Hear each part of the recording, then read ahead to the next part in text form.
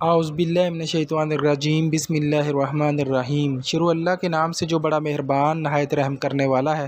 تبیر نامہ 126 دیکھنے والوں کو میں ناصر نجم خوش آمدید کہتا ہوں اور امید کرتا ہوں کہ آپ سب خیر خیریت سے ہوں گے۔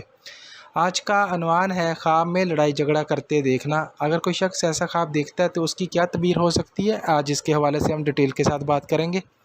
اس سے پہلے کہ میں اس کے حوالے سے بات کروں، آپ لوگوں سے گزارش ہے کہ میرے چینل کو سبسکرائب کر دیں، ویڈیو کو لائک اور شیئر کر دیں اور بیل آئیکن کو پریس کر دیں تاکہ ہر ویڈیو آپ تک پہنچ سکے۔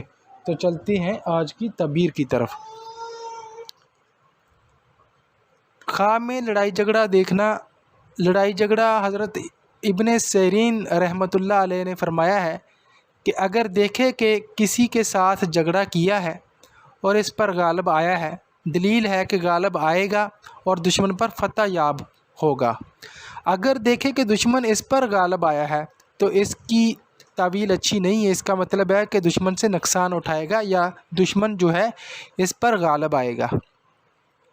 حضرت ابراہیم کرمانی رحمۃ اللہ نے فرمایا کہ اگر دیکھے کہ اس ملک کے حاکم سے جھگڑا کیا ہے اور اس پر غالب آیا ہے، دلیل ہے کہ حاکم سے اس کو خیر و نفع پہنچے گا، اور اگر اس کے خلاف دیکھے تو حاکم اس سے رنج دیکھے گا، اور اگر دیکھے کہ بادشاہ کے سامنے جھگڑے کے ساتھ گیا ہے، دلیل ہے کہ اس کی مراد پوری ہو جائے گی۔